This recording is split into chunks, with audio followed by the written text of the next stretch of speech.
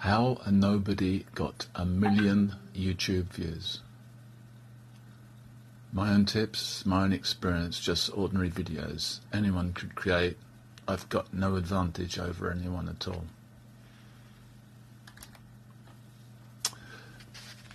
Well, already I photograph and video anything I'm up to or what to see, and then afterwards I decide if it's useful and worth keeping. The only reason I might not post a video is because it's awful technical quality, too shaky, bad lighting, camera pointing the wrong way, someone gets in the way, someone shouts. There's a lot can go wrong.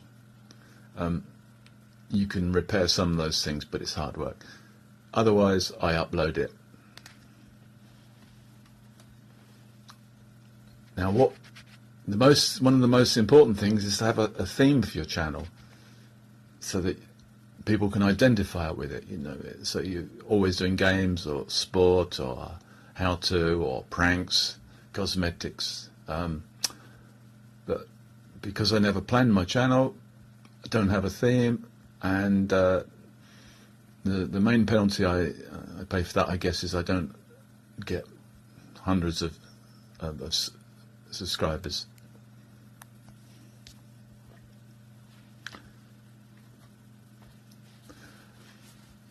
So what gets videos views? Why do some videos get tens of thousands of views and some get 10?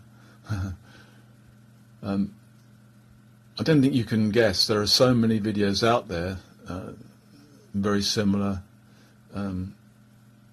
There is a certain amount of luck.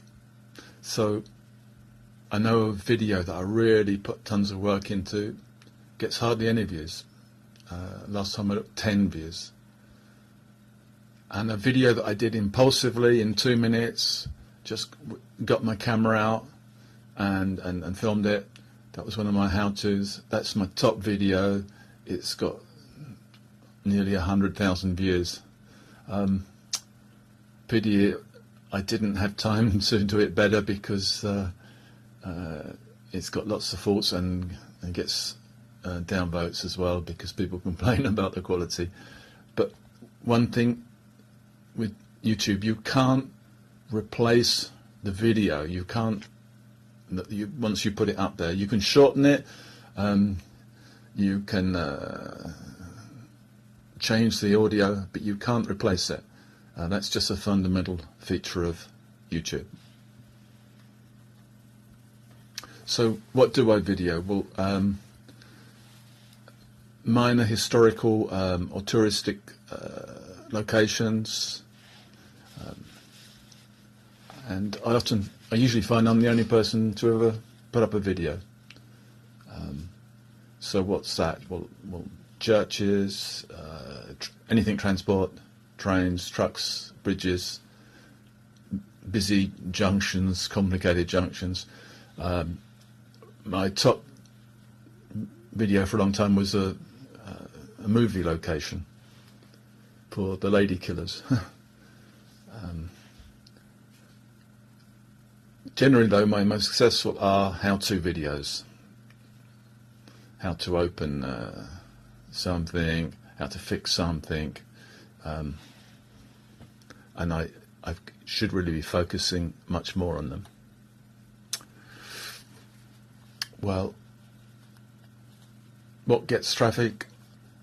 Well, newly uploading videos get priority in the YouTube algorithm, because they've got to allow new material to come through. They can't just perpetually send traffic to the already established videos. So you get a little bit of a honeymoon period, and if YouTube notices your videos getting traffic during this period, then it will carry on sending you traffic.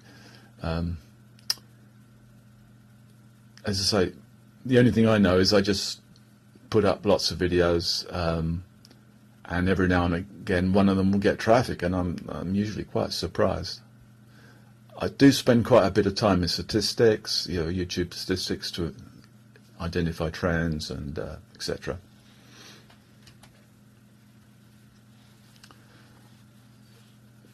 So I've got 600 or 700 videos on YouTube, and probably the top 30 get 95% of the traffic. But you remember the old thing, half my advertising, the old saying, half my advertising gets 90% of my sales. I just don't know which half of the advertising it is. Well, that's the same with YouTube.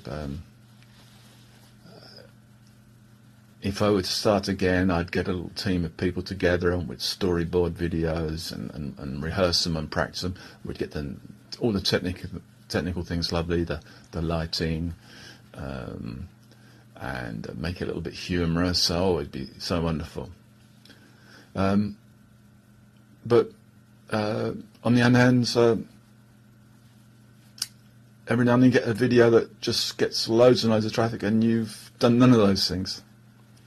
The one thing I really would like, though, is to have someone who was a cameraman, just to stand there and while I was manipulating the garage door lock that I was replacing, or the wipers on the car, or something you're fixing. That'd be really handy to have a cameraman.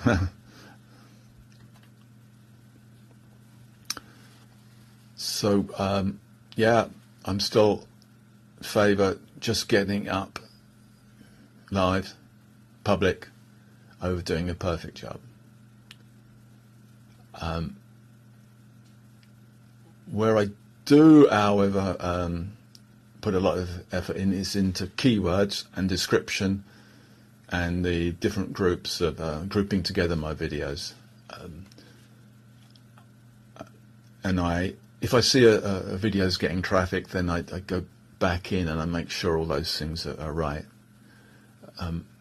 Comments are almost always an indication you're getting traffic, and you should respond to it and hope that people would sort of take it up and start having a little argument amongst themselves. You get the occasional spammy or vile stuff, but I just ignore that. There's one video where I've got the comments approved, so that I can just make sure nothing horrid goes up there.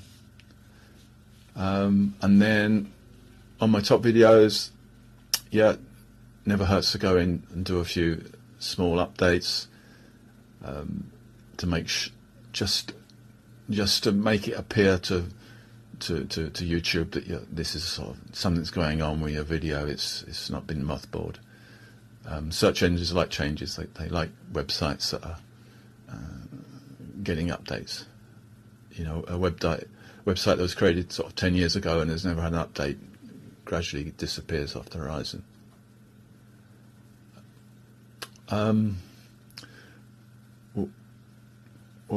Try to take, if you are going to photograph, say, I don't know, I've got a suspension bridge or a crane, or try and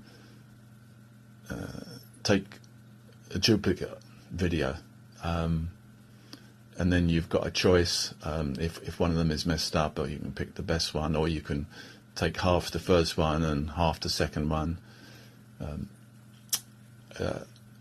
Currently, I don't pay for any of my software, so I'm using Windows Movie Maker, which is free, to stitch together my videos and add audio, music. It's really simple to use.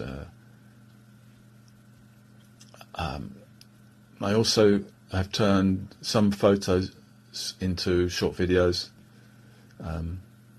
YouTube will do that for you. You can upload photos and then they turn them into videos, and then you can download the video and include it with, merge it in with some other real videos you filmed. And this video here is being done with, being done on Linux, so I'm using Impress, which is the PowerPoint equivalent, to do a presentation. I'm recording the audio on my phone just because that's so convenient, and I'm going to stitch it all together. Well, first of all, I've got to turn the presentation into a video, which I'll use with a screen grabber, free screen recorder, and then I'll get that into Windows Movie Maker, and then I'll add this audio.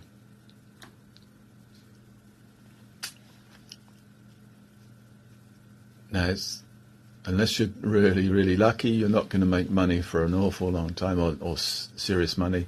And the only way to stay the course for a long time is if actually you just enjoy doing it anyway, which is my case. I do videos I like, I do things that interest me. It would be nice to really plan out what your video is supposed to do, rehearse it in your head. So let's get down to the crunch now. What is my number one tip for getting views, or rather, why do certain videos get views? What's the secret of that?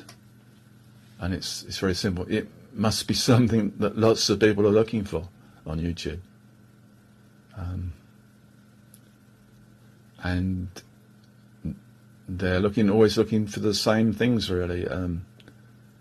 How to fix their car, their stereo, their phone, their love life, relationships, health issues. Lots and lots of people just want to be distracted. I mean, that's got to be the number one things. How to play games, or videos of the games you play. That's huge. I don't go there. I don't know that. How to do sports. I don't go there. Documentaries. You've got to be pretty serious with that. Music reviews. These are called the evergreens. And one thing I never worry about is if I put up a video, might there be hundreds of similar videos? Well, probably. I haven't even got to worry about it. You know, there's just so many millions of videos on there that I just put mine up. So, yeah, lots of people that are on video are stuck with themes they didn't mean to have, or the name of their theme isn't what they're currently doing. So try and plan it a little bit, or put some thought into it. You know, I personally avoid anything that's not family friendly, as it were. Anything that might attract unpleasant people to come to my video for a start, or get me in trouble with video. So, you know, a big thing to watch out is copyright. I mean, I've had, not trouble, but I mean, I had a video flag because I was filming something, and there was someone playing music on his car in the background, and I got a copyright strike because I'd accidentally recorded his music. So it's quite easy to go wrong, and you can't just remember that you can't fool Google. Really, they know everything you do, so don't try and game them. So that's it. Over to you. Just have fun.